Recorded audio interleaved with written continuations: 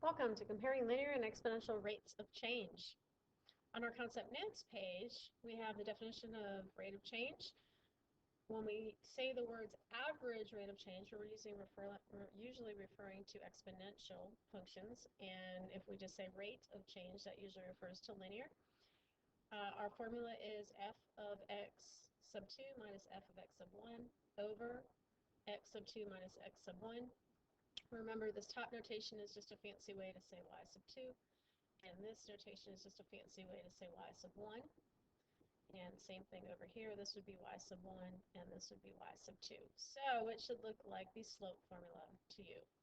Also realize, when comparing rates of change, we're going to disregard the signs of the numbers because they are not telling us about the rate of change. The signs tell us about direction, and we are just going to compare the numbers.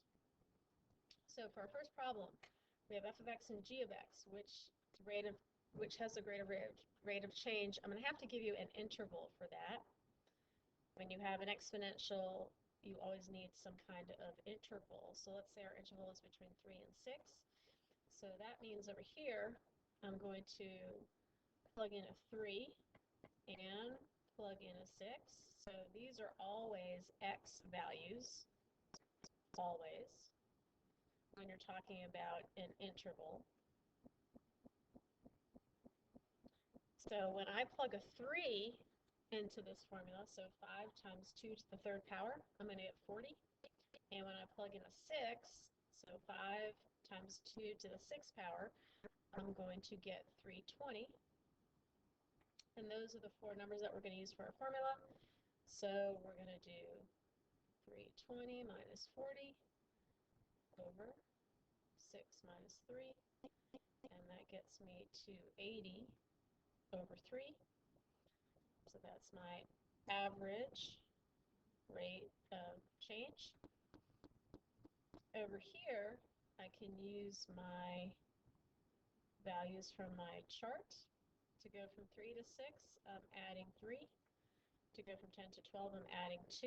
So for my rate of change, I would get, remember you do your y's over your x's, so you get 2 over 3. And comparing these numbers, which one's greater, the 280 over 3 or the 2 over 3? 280 over 3 is going to be the bigger. So, so f of x has the greater rate of change. Number 2, which one has a greater rate of change? Here, looking at my chart, I'm adding 2, I'm adding 2, I'm adding 2, so my pattern over here is I'm adding 2. Over here, looks like I'm subtracting 8, I'm subtracting 8, I'm subtracting 8. So my rate of change on this side is negative 8 over 2, which is going to give me a negative 4. Over here, when I have a line, remember rate of change is your slope. So I can just take 2 points on my line, and I can use any of these 2 points actually, because the rate of change on a linear function does not change, it stays the same. So I'm going up 2 to the right one, up 2 to the right one, up 2 to the right one. So over here, my rate of change equals 2 over 1, or 2. So remember, when we're going to compare, we're going to drop this sign here and just look at the 4. Over here, we're comparing the 2, so which one is bigger? This one is, which is our f of x. So f of x has the greater rate of change. On my next page, it talks about end behavior. We got rid of that for this section, so you can just disregard that question. And for number 4, compare the rate of change over the interval 0, 1. So I need to pay attention. Remember, those are my x values. So my x value here is 0, so that would be this point on my line, and my x value here of 1 has a y value of negative 3, so I'm going to count between those 2 points. So my rate of change over here would be up 1 to the right 1, so 1 over 1 gives me a rate of change of 1. And over here, again, I'm going to go to my x value of 0 and take that y value, go to my x value of 1, take a look at that y value, and I just can count between those points. So over here, I'm going to do average rate of change. So for that, I'm going down 1 to the right 1. So negative 1 over negative 1 gives me negative 1. But remember, when we compare our rate of changes, we're only looking for